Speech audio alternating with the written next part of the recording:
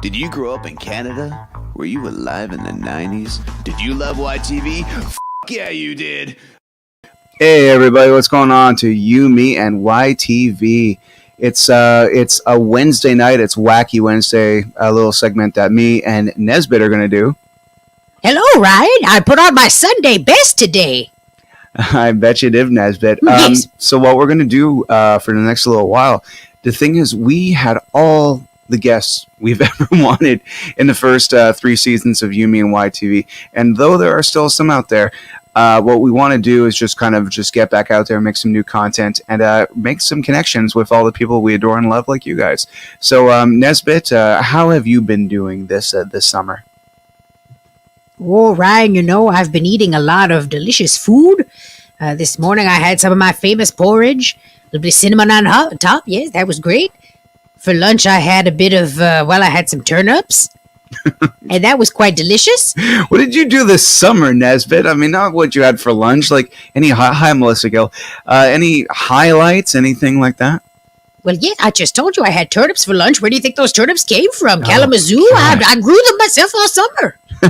All right, everybody. So, what we're doing right now is we're just having some fun. We just want to say hi to everybody and say what's up. And also, hey, what's up, Anime John? How's it going? Anime John, you owe me a photo from a long time ago, a certain drawing, if you will, of a certain series. And Nezbitt, I think Nezbitt seems to be getting some headwear. Yes, I found your hat. I like it, Nezbitt. I like it. I like the way you think. Okay, so we're Ruth Jelna in the house. Oh, that's Ryan's mom, a lovely lass. Hello, Ruth. What's all the news? Oh, Jean. What's up, Jean Bradley? Oh my goodness. Hello, Sean Bradley. There's Zoe Ray. Hello, beautiful Zoe, all the way in Australia. Oh, my hat. Achoo. Oh, there goes the hat. So now that we have this fancy video switcher, we're going to be doing a lot more shows with multiple angles and stuff like that. And then we're going to get a third camera where you can see me and Nezbitt at the same time. And we're going to be getting back into things, because it's going to be a nice fall. We're going to be talking a lot of Halloween shows. And I'm going to reach out to possibly some more, hello, Winnie, possibly some more Are You Afraid of the Dark alumni to spice up the Halloween season. What do you think about that, Nezbitt? I think it's great news. We're going to be getting back in the habit like Whoopi Goldberg in Sister Act 2. Hey, what's going on, what's going on, Romer? It has been a while, hasn't it? There's something about YouTube shows that drives me like effing crazy is when someone's like, yeah, sorry I haven't made a video in a while, and it seems so self-important. No, wait, my favorite. It's like 5 minutes into the video, and they're like, you'll have to excuse me. I need a haircut, and I apologize in advance. You might hear me cough or sneeze. I've got a bit of the sniffles from last week, and it's like, no one cares. Exercising some demons, aren't you there, Nezbitt? Well, I put a video out. I put a video about me talking about the nutrition benefits of turnips, and nobody watches. My granny watches, and that's always good news, but nobody cares about my business videos. And so then I try to watch something, for a little recreation, and all I have to listen to is people talking about how they got the sniffles and they might cough in 10 minutes from now. Sweet jumping Mary and Joseph. I don't care. What are you, some kind of narcissist? I mean, honestly. People are talking about how they need to bring back old YTV content, such as bring back the hit list, adding K-pop, J-pop. Absolutely, I love J-pop. Oh my god, I'm a huge J-pop fan. Japanese pop music, it's amazing, and it's so crazy. I thought I was down with the news because I know what K-pop is, but now there's J-pop. What's next? J-rock? Oh wait, he's from Trailer Park Boys. Wait, how about jazz? Speaking of J-rock, Nezbitt, do you remember Jono-Vision? Yes, I do. Hey, it's Ryan Lint from television. What's up, Ryan Lint? He uploaded all the Radioactive episodes on YouTube. Hello, Ryan Lint. Yeah, Ryan Lint. Ryan Lint also does karaoke on his Facebook page. Oh, that's good news. I love that. Definitely check that out. Fries with That. Yeah, I remember Fries with That. In fact, that's Giancarlo's other show. I should actually probably try to get Giancarlo in on the show again and just talk about Fries with That. Giancarlo Caltabiano is a delightful lad. He's a good dude, very funny, and I've never in my life heard anybody with a more infectious laugh than him. Oh my goodness gracious, he starts laughing, the whole room can't hold it in. Yeah, it's amazing. So here's a great time to just say on the YouTube and Facebook show, if you've ever wanted to see an interview with some of the cast of Catwalk, actually, you know who reached out, and we never actually scheduled the interview, but I did have his, I can't remember if I have his email or if he has mine, but the guy who played Dallas on Catwalk, you know, the dancer. Oh, the dancer. Yeah. He was like my favorite character because everyone always joked about like, what's he doing in the band? He's just a dancer. It's just like, nah, man, his character was the best character. But if you ever liked the show Catwalk back in the day, our humble little YouTube series has the only interview about Catwalk ever on YouTube, ever, with Karen Miliki Sanchez, who played Johnny, and it's quite amazing. Do you ever watch Catwalk in Nezbitt? I do watch Catwalk, yes, but sometimes it gives me the sads and I start crying, and then I need to have some hot chocolate and go to sleep. Atlas. God, I said Dallas. Atlas. Jesus, Atlas, thank yes, you. I was a little bit confused. Me too. I was just like, it's. I got a light in my face and I just freeze up. You know what I loved about that person, Atlas, is that he does the show, right? And he exercises on the show. Now, a lot of times people say, oh, I don't have time to work out because I come home from work and I'm too tired. Well, this character here, he does his exercise at work, so he can't come home and say, well, I don't have time to work out because I had to work on it. He exercised at work. You see what I'm saying? It was the choreography. I do see what you're saying. Yes. So funny story. Everybody's talking about how they would love to see, a Student Bodies reboot. I also would love to see a Student Bodies reboot, but I would love to see a reboot involving the original cast, because the original cast was definitely the heart of that show. And I know most of the cast are up for it. But you know what? Just to say, though, Student Bodies, the show, has been premiering on Encore Plus on YouTube, and the best way to vote for saying that you want to see more Student Bodies is to definitely check out the YouTube versions of those shows, because numbers matter, and the powers that be can see the numbers and make things happen. Do you agree, Nezbitt?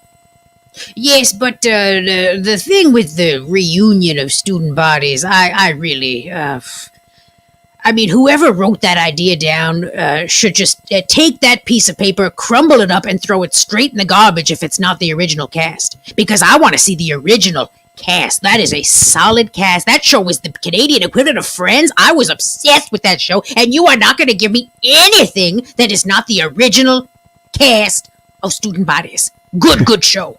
And I totally agree. Anyway, I hope this sounds okay. We're doing things a little different today, so hopefully we're not sounding but whatever. Yeah. Okay, so another fun thing about Catwalk, just mentioning, and you can find this out in the 2-part interview that is on our YouTube page. Our Facebook page only has part 1 uploaded, but YouTube has part 1 and part 2, is that show just was supposed to be so many things, and it's kind of in a post-apocalyptic future in its own dimension where the city is kind of ruled by the mob. It's fucking fascinating. And Karen Miliki Sanchez is like one of the coolest dudes in the world. He had a band way before Marilyn Manson came out, like an alternative fucking crazy rock band in the late 80s, early 90s with dreadlocks and pink hair and everything. So it's a fascinating episode, and really, really proud that we got that. Before Hanson? Oh, Marilyn Manson, excuse me. I made him cross. Nezbitt, we're getting a lot of hey, what's going on? What's going on, Bernadette? It's been 25 years. Hello, Bernadette. What a lovely lass. It's been 25 years, the anniversary of Blue's Clues today. Isn't that crazy? 25 years of Blue's Clues. You know, I had no clue. But God. Thank you for telling me. Oh, God, Nezbitt. Andrew is saying, I made myself an audition tape, and if I was a host of the new hit list, which K-pop bands and singers, what K-pop bands and singers would you want to see make a guest appearance? I'm going to tell you, I have not committed any bands to name at the moment, but I can say that when I was touring with a Japanese band called Stone Leak in Florida, they had a bunch of music and they were playing, and although they're a punk band, I was like, play me some really, really good J-pop, and they did, and I proceeded to dance in the parking lot. That's a true story. Ooh, that sounds like a fun time. Yes. I just don't want to act, I don't want to say, oh yeah, I know all the bands by heart. And I don't, I'm a poser in many things, and gladly will state that, as opposed to the contrary, where I will claim I'm an expert of things that I don't know. Well, then you could just fake it till you make it, like they say. You could just pretend like you know something, even though you don't. I'm just kidding. Don't do that. Don't do that, kids. That's not fun. Yeah. Oh, funny story, by the way. For a while there, unfortunately, and this is the first time we're bringing this up on the show, but whatever. It's time to say anything. There was a person impersonating Laura Bertram on the internet for many months, and actually almost a year. And we were messaging back and forth. I was trying to book an interview, obviously, on the show, but this person claiming to be Laura was so nice that I just didn't want to really believe it wasn't her until, like, literally Lainey, her co-star came on the internet and said she doesn't have Facebook. She's not online at all. And this podcast called Still Not Ready, which this person impersonating Laura Bertram was even trying to make a change.org petition to get the podcast taken down, because they merely said, we're not sure if it's actually her. So long story short, if you want to find out the entire saga of how they kind of figured out the mystery and actually have the real Laura Bertram interview to prove it, check out their podcast, Still Not Ready. And Nezbitt, isn't that crazy?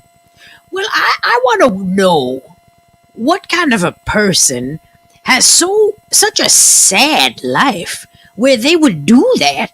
I think maybe it was like one of those things where they thought to themselves, "Oh my God, we're cheering all these people up by pretending to be this person," but it's all lies. I know. I mean, it's really a low life thing to do. I know, Nezbitt, but it's probably I'm just saying, it's a crazy world.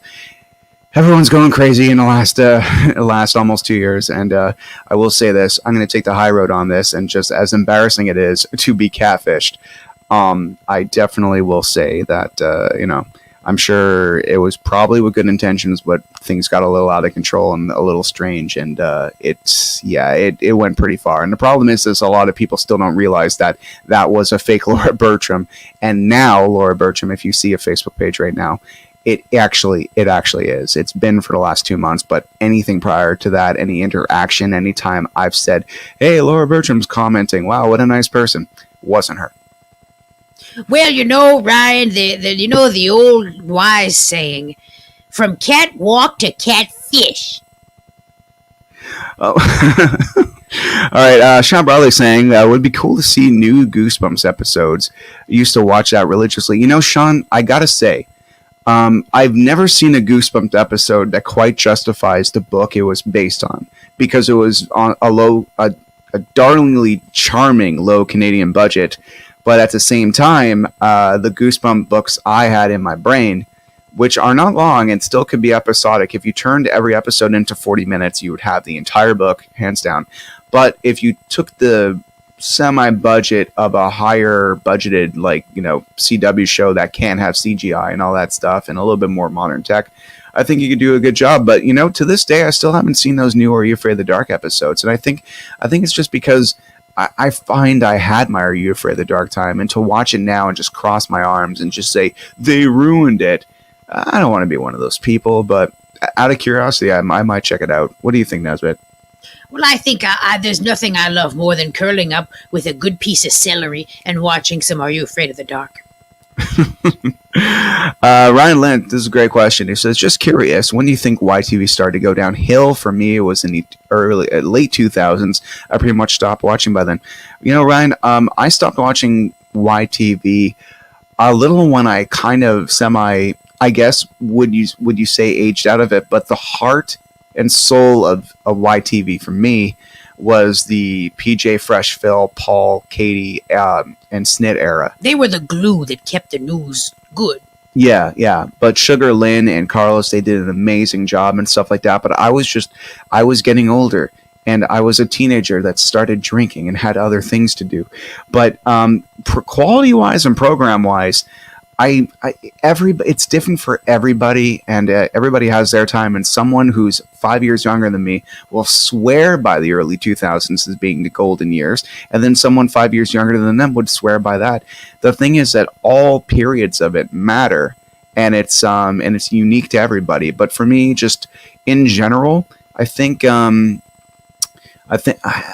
when Fox Kids started to kind of just emulate and copy everything that was good about YTV, but the producers, the behind the scenes stuff, I think Atul Rio, who played Snid, was some of the heart and soul of that station, between the looks and his puppetry with Snit. And it's a really hard question to answer, but I think all eras matter. But I definitely know that to some people, they remember those golden eras. And at the same time, Nezbitt, it's just about that uncanny time when all these shows were just coming out, and you don't realize you're in a golden era until it's done. And I'm thinking, going home and watching Power Rangers, Beast Wars, and Sailor Moon, like all in one shot, it's hard to imagine that it was all happening at once, but it really was. And the shows were amazing, the hosts were amazing, and that's how I feel about it. Nezbitt, when do you think the golden age of YTV was? Well, I would agree, Ryan, that it was, in the 90s, of course, but by the early 2000s, I was pretty much checked out. I mean, Snit and I heard his sister got married. I made some crap up about how I couldn't go to the wedding, but, I used to have feelings for her, but those feelings are long. I don't want to talk about this. What I was going to say is PJ Fresh Phil and all those people, they were amazing, and you can't ever expect, they just don't make television like that anymore. You can't expect lightning to strike twice. And speaking of lightning, one time I was watching a rickety old television that had an antenna. I had to work the antenna, and then lightning struck, and there was Carlos. And then I told my mother, there's nothing I'd love more than to meet Carlos, and I called him Carlos Antenna because my television antenna. So then she got me tickets to go see the music of Carlos Santana. But I said, Mama, you got all mixed up there. Oh, God. All that actually happened. All right. Okay. So we got some fresh criticisms of Are You Afraid of the Dark? I will say this before I read this question. I just want to say, Nezbitt and I, we don't watch TV much together. Well, actually, that's not true. We do, and we watch an incredible amount of it. I think our volume's too high. 1 second. Sorry about that. Yeah, that's better. That's better. Spaghetti. Okay. I think we're just peeking a bit. Sorry, that annoying YouTube stuff that everyone does. Stop wasting people's time. That's not the same thing. You're just checking the tick. Yeah, that's true. Okay, so something I will say right before I read that, John, is that Nezbitt and I were watching the new Ghost Rider, and Nezbitt and I love Ghost Rider, like WRIGHTER. Is that how you spell Rider? Well, I never know if it's 1 T or 2, but the point is it's not that Nicolas Cage thing on the motorcycle with all the fire. No, it's Ghost Rider, like Ghost Rider. Word! We don't know where he came from. He just showed up one night. What is that thing? What is he? We think he might be a ghost. Be serious.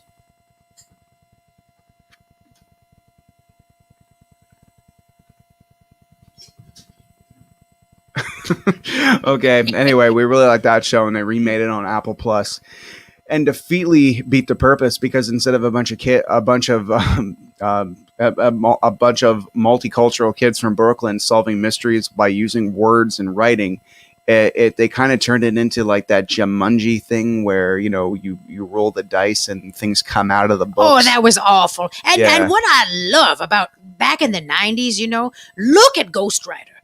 That was just beautiful diversity, and it wasn't like you weren't hit over the head with it. Like, oh, look at all this diversity. It was just thrown away. It was like, yeah, of course they're diverse. It's beautiful. That's how it should be. Yeah, they didn't make a big deal out of it. I wish the producers of Friends would have taken some notes from Ghost Rider about representing New York. That would have been good. Okay, so Sean Bradley, what were you saying here? I watched the new Are You Afraid of the Dark, and comparing them to the original, it's not the same vibe, which was disappointing.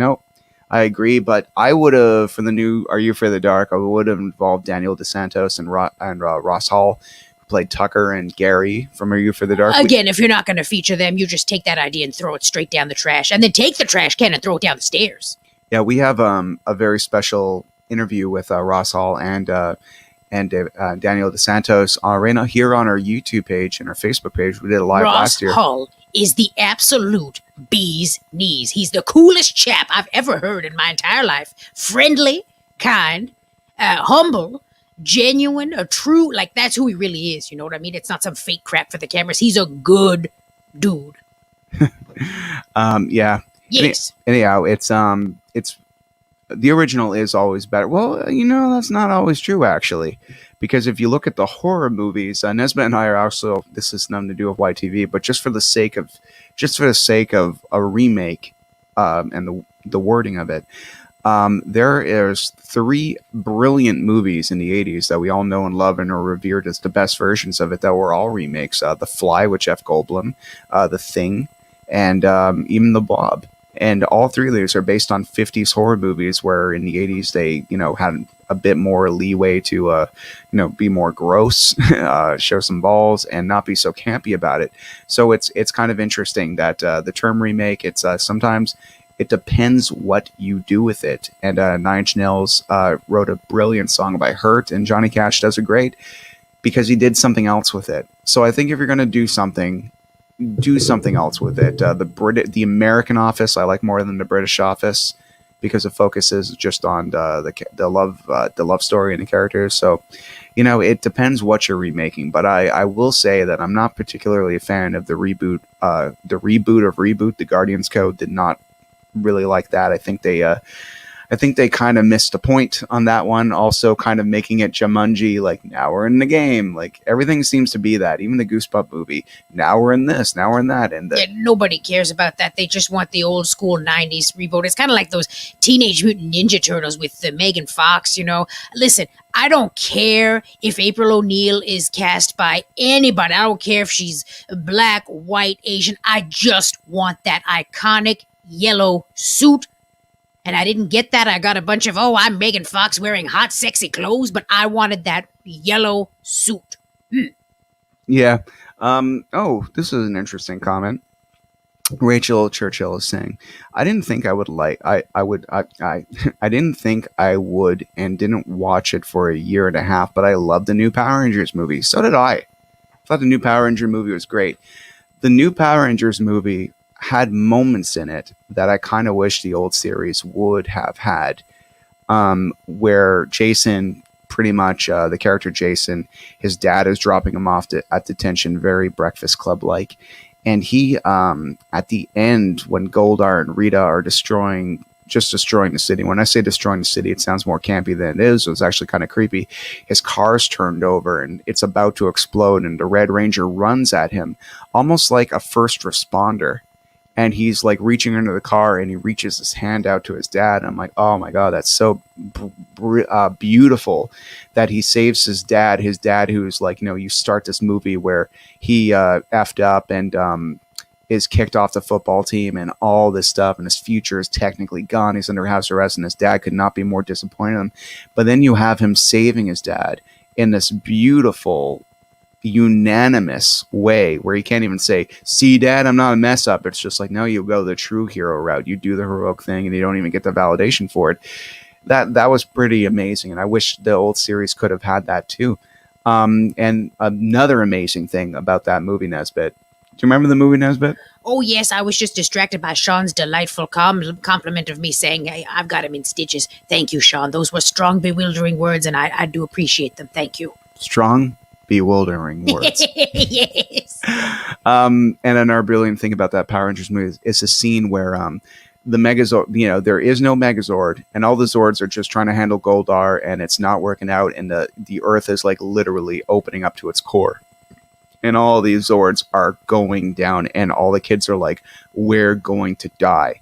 And Kimberly and Jason look at each other through the windows of their Zords, and everything you never really see, and their faces are exposed, which at first, as a Power Ranger purist, I'm like, what are you doing? And I'm just like, no, this is like Spider-Man's mask coming off in Spider-Man 2 when he's trying to stop the train. It's a lot more interesting to watch this than this. So just to seeing the emotions of, we're 16, we're about to die. Oh my God. And them kind of just reaching out and trying to make a connection to each other. I thought that was absolutely awesome. And they're not making any sequels to that movie, unfortunately, but it would have been great. I really liked that one. Oh, a lot of people feeling nostalgia. Hello, Tanya. Great memories in your basement watching YTV Hit List. Rachel Churchill still waiting for the sequel. Oh, these are Melissa. The only new Power Rangers I liked was Jim. Oh, these are beautiful comments. Everybody's so interested in all this. It's great.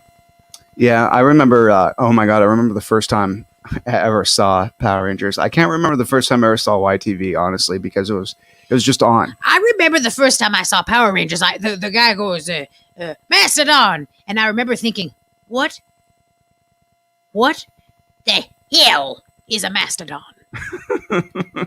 I remember the first time I saw Power Rangers was the episode where Billy was he was helping a kid with a science experiment, and I believe they fought a bad guy named I Guy in that one. And it was pretty much like a Billy-centric episode, and being like a really dorky little kid with really thick glasses could relate instantly. And I just remember the intro. This is years before I'll like Iron Maiden and any of that other like more power metal music. Galloping power metal music. I remember just that song starts. And then all of a sudden, all these color-coordinated ninjas and karate and everything, and Power Rangers, and being a Turtles fan already was really keen to loving martial arts on camera. My dad's a martial artist, loved that. And then seeing everyone has a color and they have giant robots, and everything I've ever liked in my life up until that point was all in one show. I just remember melting into the couch, just trying to process what the I was watching, and I'll never forget that, Nezbitt. It just opened my eyes in a way that have never been closed. Well, I can understand the emotion, Ryan. I think that's very nice that you're making yourself vulnerable here on television.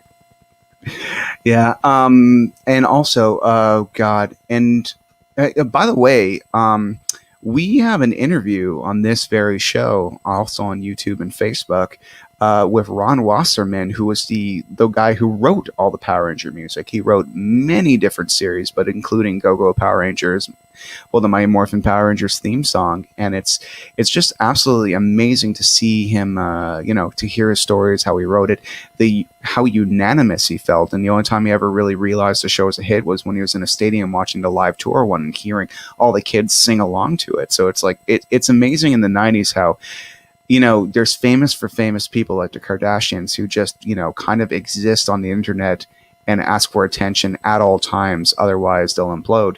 But in the 90s, like such shows as Radioactive with our mutual friend Melissa Gallianos, that was a very popular show, but, they wouldn't know.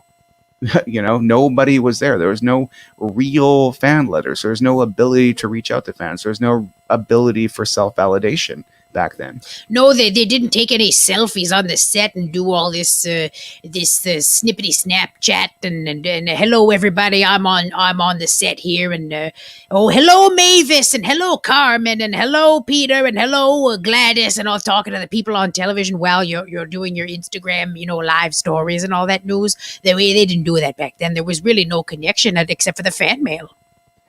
Okay, so Sean But Bradley's, I have a question. The person who wrote the Power Rangers music, he liked music, right? Because it would be really awkward if he was in that line of work and he didn't like music.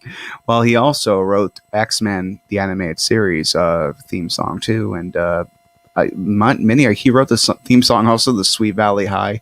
It's crazy how much he's actually touched upon, and it's absolutely insane. So Rag and Ronick says, I see the words here. Yeah. Yes. Back in 1995, I once purposely woke up at 3:30 a.m. Atlantic time to watch Samurai Pizza Cats on YTV before it signed off for the night. The only time it's good to have pizza at the crack of dawn. Just kidding. It's always a good time to have fresh pizza. Oh my God. Sorry to keep plugging our own show, but the thing is, we've done 5 years worth of work, and we don't have all the views in the world. So, gotta remind people. But on YouTube, during last year, when the pandemic was at its highest, we did when we started doing live broadcasts, we reached out to Sonia, who played Polly on Samurai Pizza Cats, and that is the only Samurai Pizza Cats interview on YouTube. I've looked.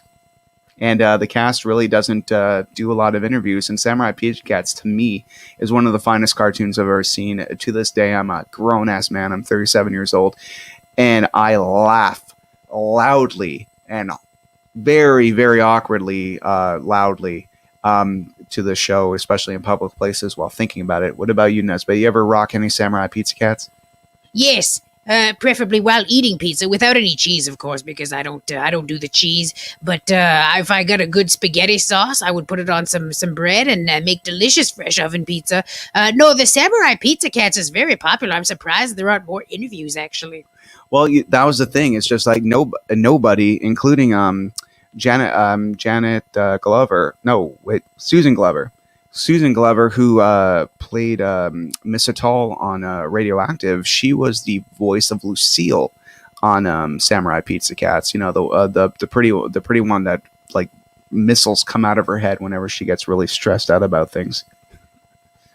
And and oh, God, the guy who voiced Speedy.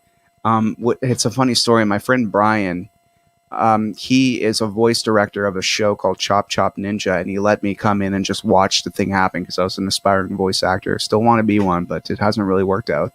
But a few years ago, I got to watch a session, and what I didn't realize, I was watching a voice actor in the other room just crush it, this role of the wise sensei. And I was just like, wow, that guy's amazing. That guy is like the Rob Paulson of Montreal. And only a year later did I make the connection that was the voice of Speedy. That was the same guy, actor who voiced Speedy Cervici. And I wanted to die. I wanted to, make a connection with that guy so bad. Give him a business card, get on my hands and knees and beg him for the only Samurai Pizza Cats interview. Calm down there, Jesus. Hey, it's Samurai Pizza Cats is a very special show, Nezbitt. No argument there. It's very true. All right, Nezbitt, can you read this?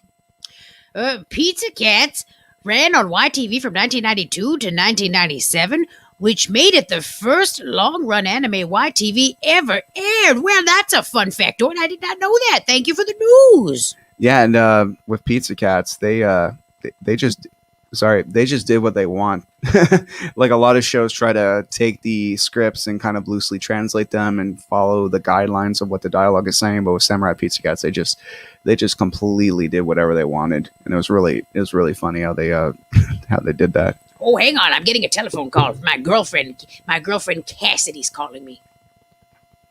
Hello. Hey, Nezbitt. I'm really hoping that you come on a picnic with me tomorrow. What blazes would I do that? I don't have any celery. I gotta go to the store. Do you have any celery?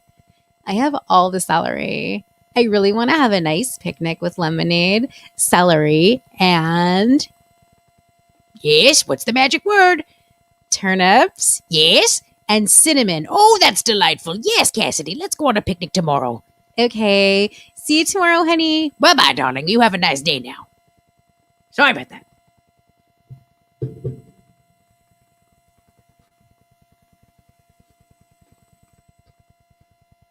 Jealous. He's jealous. Okay, so Sean Bradley's saying, I don't know if anyone except me remembers this show, but I loved the show called Cowboys on Mumesa. It was so campy and epic. I don't remember that show. I honestly don't. But I remember the Neon Rider was on all the time. And you know what I remember is Neon Vomit. From the episode of Ready or Not where she's like, oh, that guy I like is in a band. Hey, what's the name of your band? And then they're in the garage, and they go, Neon Vomit. And then Busy goes, Neon Vomit. It's perfect.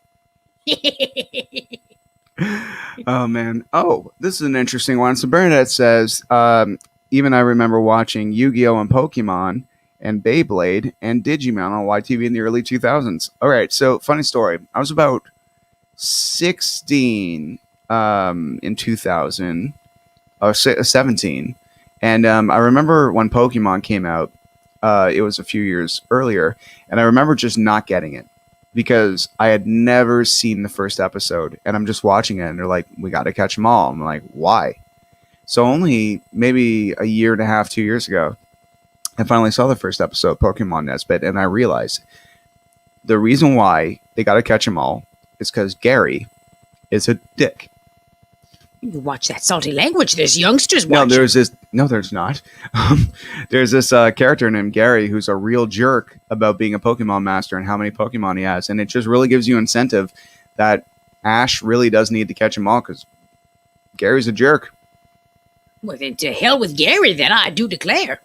But the thing about Pokemon is Digimon is that I remember I was sleeping at a friend's house and I woke up in the morning and there it was. And I was just like, okay, they're on an island. And they're teamed up with these Digimon things. And they're trying to get off the island. And this guy named the Pokemon Emperor is messing with them. And later on, he becomes their friend. And there's a plot to this show. I like shows with plots.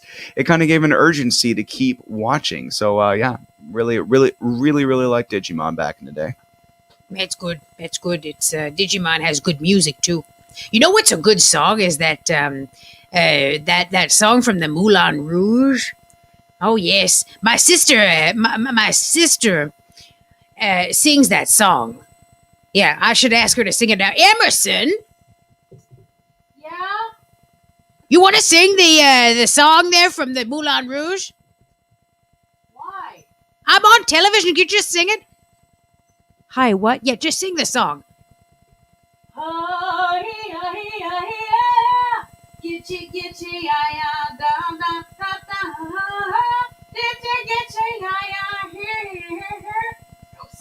Sing the good part. Oh, okay, your favorite part? Yes.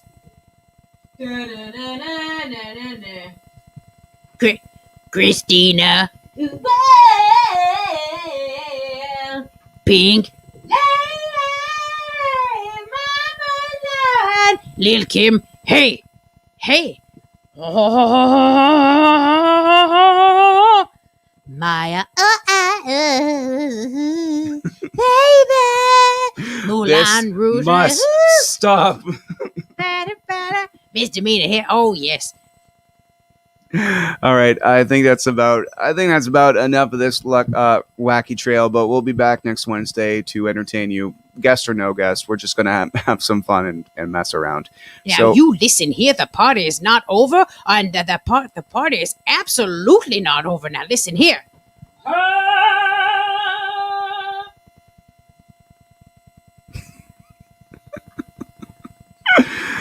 All right, everybody. You are welcome. Yes. All right, everyone. Have a good night. Thanks for hanging out with You us. are most welcome. We will be around. Follow us on Instagram. We're going to be doing a lot more on Instagram and having some more fun. So take it easy. Without further ado, here's our exit song, and have yourselves a good night. Bye. Did you grow up in Canada? Were you alive in the 90s? Did you love YTV? Yeah, you did.